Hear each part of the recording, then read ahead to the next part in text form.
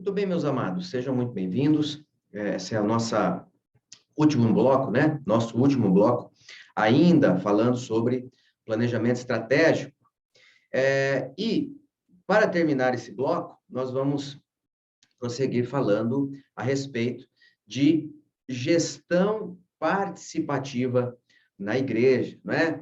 É importante nós lembrarmos, amados, que a igreja, ela não é propriedade do pastor, não é? Não é propriedade do seu líder, né?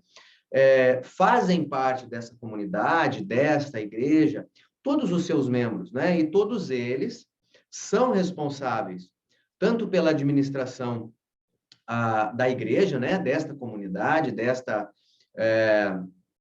desta congregação, como também são responsáveis pela grande comissão, né? Pela missão da igreja, por levar o evangelho, por ensinar, né? Mesmo que esta pessoa, né? Eu já disse isso e eu gosto sempre de repetir, ela não tenha um cargo efetivo na igreja, né? Não seja um pregador, não seja oficialmente um evangelista, né? Mas este alguém é um pai de família, né? Este alguém tem diante de si os seus sobrinhos, a sua família, enfim, os seus vizinhos, seus colegas de trabalho. E, nesse sentido, eles exercem o trabalho de evangelismo, né? De proclamar o evangelho, tá certo? Nas suas casas. E com isso, né? Faz com que a sua casa seja também uma extensão da igreja, tá certo? Então, tudo aquilo que ele faz na sua vida particular, enquanto cristão, né? Enquanto alguém consciente do seu chamado, esse alguém implica na igreja, tá certo? Essas suas atitudes, elas também afetam a igreja, tá certo? Portanto, né, a igreja, ela não gosto de usar essa palavra, né, mas a igreja, ela é formada por todos os seus membros, né? Eu ia dizer propriedade dos seus membros, mas é melhor dizer que a igreja, ela é formada pelos seus membros, tá certo? E todos os seus membros são responsáveis por ela, tá bom? Portanto, é importante que a gestão da igreja, ela seja compartilhada. Olha só, por quê? Buscando a máxima eficiência no esforço conjunto, com vistas à consecução das metas propostas na palavra de Deus, tá certo? Existe uma célebre frase que diz assim, que sozinho eu vou mais rápido, mas junto eu vou mais longe.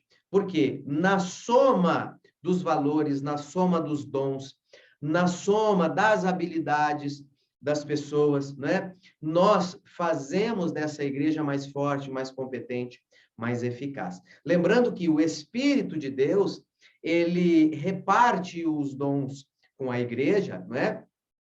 E a cada um, na medida da sua fé, Deus, ele reparte os dons espirituais para que na soma do conjunto, não é?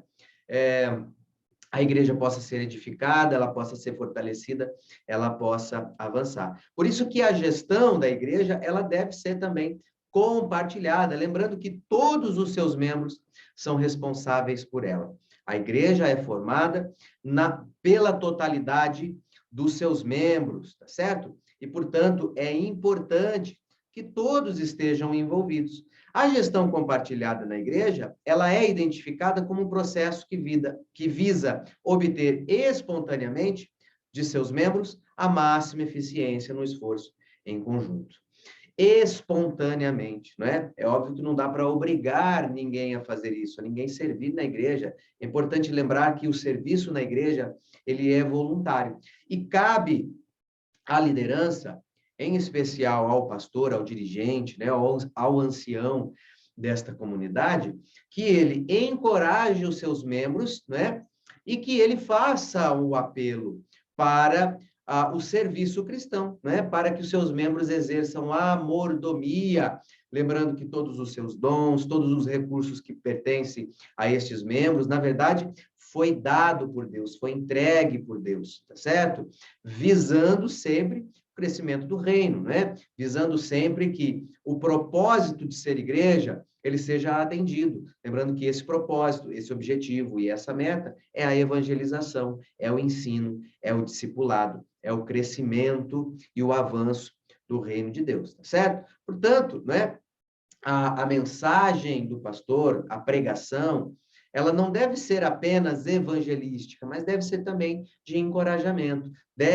Cabe também um momento, né, um tempo para treinamento, para uma mensagem que encoraje aos seus membros a aplicarem, né, na obra o seu tempo, o seu conhecimento, os seus dons e os seus recursos, tá certo? Portanto, o planejamento estratégico, ele visa a participação coletiva, né? A participação de o máximo possível de pessoas na igreja, né? É claro que nem todos se envolverão, mas quanto mais gente envolvida, né, neste planejamento, melhor será o desempenho desta comunidade, uma vez que é na soma dos esforços, é na soma das habilidades e dos dons que nós podemos obter essa máxima de eficiência, tá certo? Queridos, não é difícil nós vermos, né, nas igrejas, sempre as mesmas pessoas participando da maioria das atividades, né? E nós dizemos que isso é normal, que isso deve ser assim mesmo, né? Que é sempre Pedro, Tiago e João que estão envolvidos, que estão se dedicando, né? Mas não deve ser assim, amados. Quanto mais obreiros você tiver, quanto mais colaboradores você tiver na sua congregação, menos sobrecarregados esses obreiros serão, esses colaboradores serão, tá certo?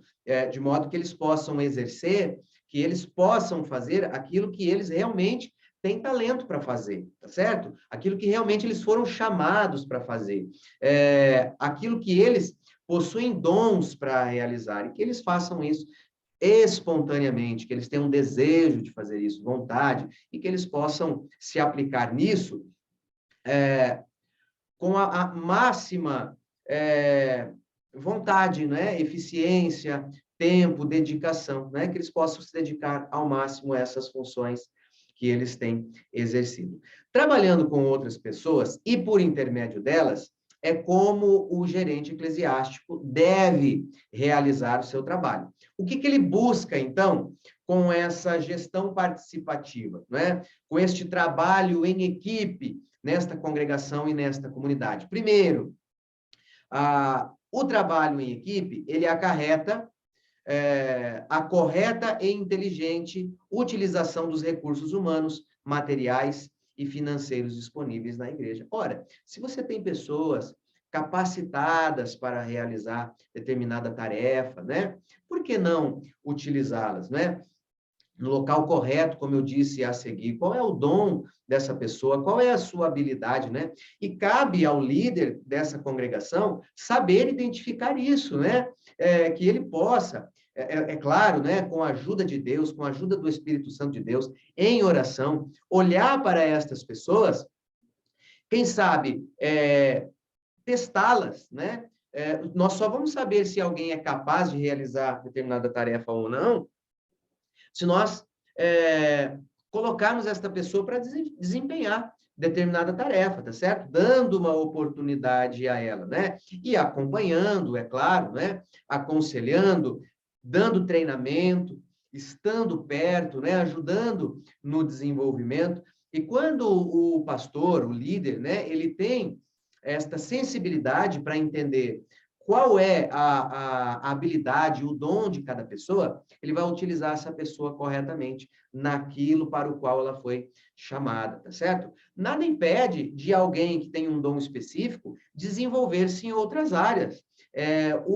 Aquela parábola dos talentos, ela diz isso, olha, alguém ganhou determinado número de talentos, né? Um recebeu 5, outro recebeu 2, outro recebeu 1, e aqueles que multiplicaram os talentos que receberam, né, o dinheiro que recebeu do seu senhor, eles foram louvados, tá certo? Por que aquele que recebeu 1, ele foi repreendido? Foi porque ele não ganhou 5 como o primeiro? Não. O trabalho que ele deveria fazer era desenvolver pelo menos mais um. E esta parábola, ela nos diz, ela nos ensina, né, que nós devemos sempre buscar o aprimoramento, né? Da nossa atividade como cristão, como ministro de Deus, como participante da igreja, e sempre agregar, não é? Outros talentos, outros dons, outras habilidades. Então, quando nós fazemos isso, quando nós colocamos em prática aquilo que nós sabemos que o Senhor nos deu, estamos convictos disso, a tendência é que nós sintamos ou observamos que outros talentos eles se desenvolverão, tá certo? E isso também deve acontecer na sua comunidade, lá na sua igreja, né? Você enquanto membro, enquanto obreiro, enquanto colaborador, ou quem sabe enquanto pastor desta congregação. Saber identificar uma pessoa habilidosa, uma pessoa que tem um dom, não é, para realizar determinada tarefa, e investir nela, e quem sabe ela possa desenvolver outras habilidades, tá certo? Quando eu tenho esta sensibilidade, quando eu estou também investindo tempo nisso, no treinamento destes obreiros, eu vou ter uma correta e inteligente utilização dos recursos humanos.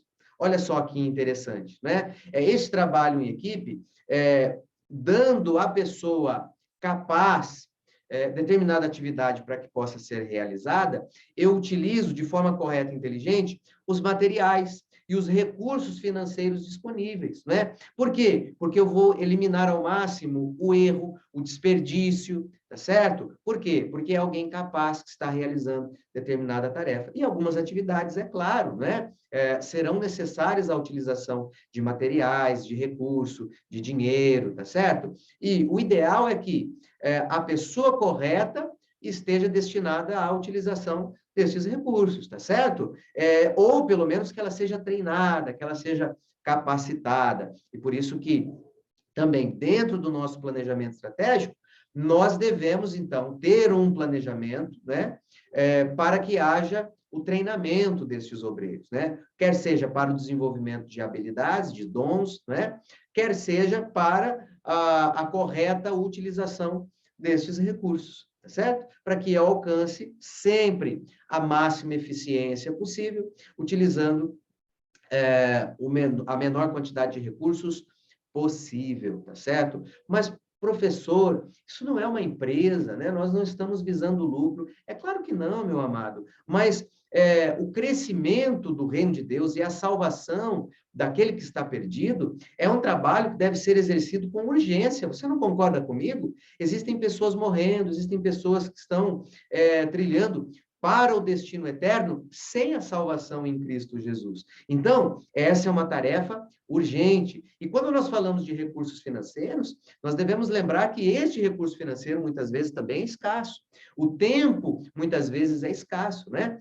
E esses recursos financeiros é de propriedade dos membros dessa igreja, né? Qual é a principal fonte de renda da igreja? Não são os seus membros? As doações, que também são voluntárias e que muitas vezes são feitas com sacrifício, tá certo? Então, eu devo sempre prezar para que a utilização desses recursos seja feita com responsabilidade, tá certo? Prezando e zelando sempre por aquilo que foi doado, por aquilo que foi entregue na igreja como sacrifício, né? Muitas vezes é o dinheirinho da viúva que está lá sendo empregado na obra e cabe a nós fazer com que este recurso ele seja utilizado da melhor forma possível, tá certo? E como que eu elimino, não é? Como que eu reduzo o máximo possível a má utilização dos recursos, não é? O desperdício desses recursos. Ora, fazendo um planejamento estratégico, certo? Utilizando a pessoa certa para utilizar este recurso, aplicando esse recurso em uma atividade que seja certa, que seja correta, tá certo? Então, o trabalho em equipe dentro do planejamento estratégico, ele vai me proporcionar isso, tá certo? A correta e inteligente utilização dos recursos humanos. Segundo, a direção efetiva de equipes de trabalho eclesiástico, integradas e motivadas. Nós não temos ou não devemos ter na igreja departamentos que trabalhem de forma isolada. Estas equipes, estes departamentos, estas atividades que são exercidas na igreja, elas são feitas com um objetivo, ou pelo menos deveriam ser realizadas com um objetivo. Que objetivo é esse? Ora, alcançar pessoas para o reino de Deus, a evangelização, o ensino, o discipulado, certo? Esse é o objetivo principal da igreja, não é? Nós vimos lá que a principal missão da igreja é louvar a Jesus, é louvar a Deus. Então, esses departamentos, né, estas atividades, embora distintas, elas devem estar integradas com o objetivo de promover o louvor e a exaltação de Deus, integradas, de certa forma, que possibilitam o crescimento do reino com evangelização, ensino e discipulado, tá certo? Essas atividades devem ser pensadas, devem ser refletidas, elas atingem o objetivo daquilo que é ser igreja, né? Elas atingem o objetivo da missão que a igreja tem enquanto igreja. Então, isso precisa ser pensado. E o pensamento, né, o planejamento consciente disso se chama planejamento estratégico. E, quando eu tenho planejamento estratégico, eu viso a integração dessas equipes de trabalho dentro da igreja, destes departamentos, tá certo? E eu devo zelar sempre para que elas estejam motivadas, que elas tenham motivação para realizar o seu trabalho, que elas tenham consciência de qual é a missão da igreja, tá certo? Nós já falamos sobre isso, né? A igreja como um todo, ela precisa conhecer quais são as metas, qual é a missão da igreja, não é? Qual é a sua visão, em que caminho que a igreja está trilhando, e todos os seus membros devem trilhar também para esta mesma direção. E sabendo que aquilo que elas fazem na igreja, né, a função, o cargo que elas ocupam, é um chamado de Deus, e elas fazem isso com um propósito de ganhar pessoas para o reino de Deus, de fortalecer estas pessoas, de encorajar estas pessoas, de discipular estas pessoas, tá certo? E que a recompensa delas é celestial, é o galardão que Deus tem para dar a todo aquele que tem se dedicado à obra de Deus. Não é a palavra de Deus que diz isso? Então, eu devo sempre prezar pela motivação desta equipe, né? Que ela tenha consciência daquilo que a igreja deseja realizar, da missão da igreja, tá certo? E ela deve entender quais são os seus motivos. Ela deve fazer isso espontaneamente, voluntariamente e motivadamente, né? E para isso, é necessário que o líder esteja próximo, né? Que o pastor esteja próximo destes líderes, destes obreiros, destes colaboradores, né? É importante, de tempo em tempo, fazer uma manutenção, não é? Da liderança, sentar com eles, né, em conjunto ou isoladamente, para tomar um café, para conversar, para aconselhar, não é? É trabalho, é função também da liderança, fortalecer a outros, não é? Professor, mas é muita coisa que o pastor precisa fazer, não é? Isso mesmo, né? São muitas as atividades pastorais, né? E uma delas é poder motivar a sua equipe, aqueles que estão junto com eles, tá certo? Por quê? Porque um tempo dedicado a isso, não é? Vai fazer com que o seu trabalho seja mais efetivo, não é? Porque ele tem pessoas em conjunto, trabalhando com ele, participando da mesma visão, tendo o mesmo objetivo, tá certo? Então, se você é pastor, se você é líder, né? Vale a pena investir um pouquinho de tempo, não é? Isso é investimento nos seus obreiros, saber como eles estão, quais são as suas motivações, né? E encorajá-los. Terceiro, a consecução de objetivos previamente determinados. Então, nós já falamos isso, né? Temos equipes de trabalho, temos departamentos, nós temos os trabalhos em andamento na igreja, mas elas têm todos eles têm um objetivo que colaboram para o objetivo principal da igreja, né? E nós precisamos refletir sempre em relação a isso.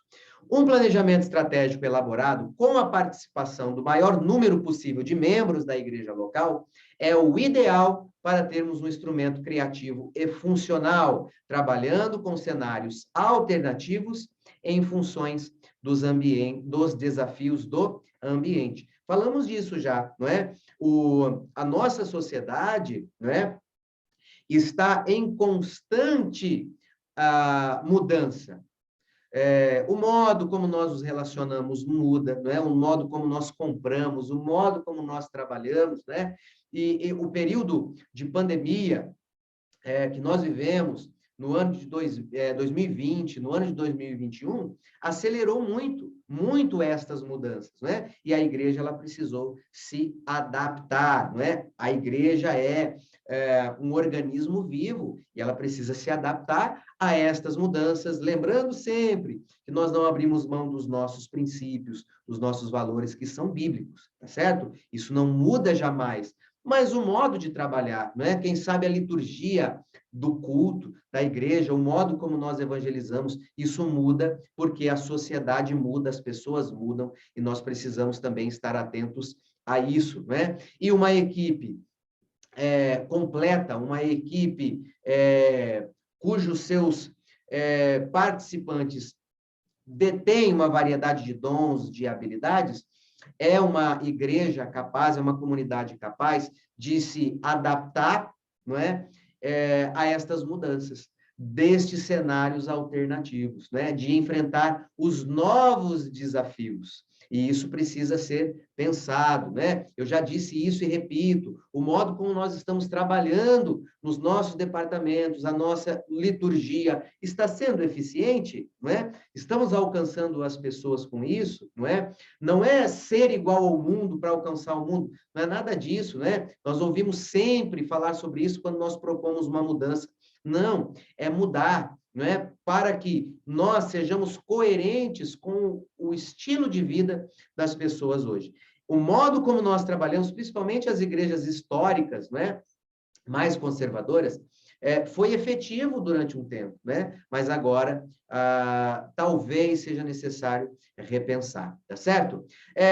Por outro lado, nem sempre é possível termos um planejamento estratégico adequados às necessidades da comunidade local, já que na maioria das igrejas as decisões são centralizadas em instâncias eclesiásticas superiores, concílios, convenções, etc.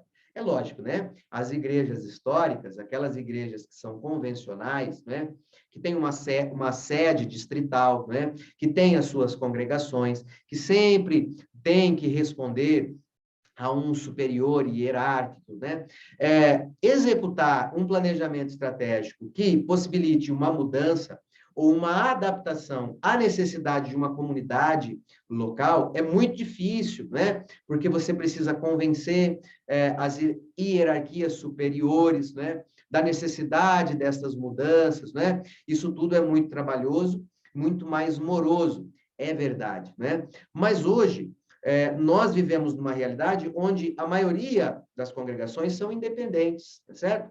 E quando isso acontece, quando uma congregação é independente, né, é mais fácil, então, promover essas mudanças, é mais fácil implantar um planejamento estratégico, né, que muitas vezes mexa nessa estrutura, ou quem sabe na liturgia da igreja e nos seus departamentos, né? Nós temos aí prós e contras, né, de uma igreja que é grande, que é consolidada, né, e de uma igreja que é pequena, que é local e que é organizada e independente, né?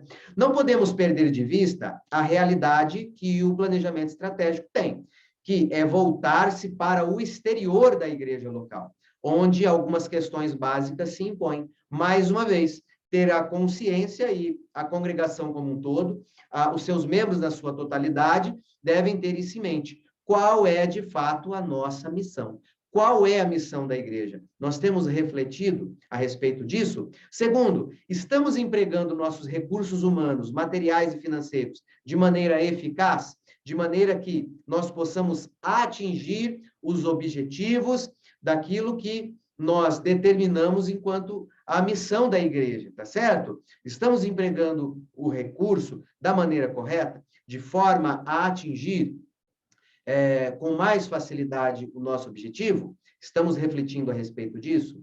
Poderíamos melhorar nosso desempenho eclesiástico por alguma mudança profunda nas normas existentes ou de uma redistribuição dos nossos recursos? Isso é possível? Qual é a nossa estrutura? Nós somos uma igreja organizada e independente? Isso cabe apenas a nós? Isso é convencional? É necessário levar isso a instâncias superiores, né?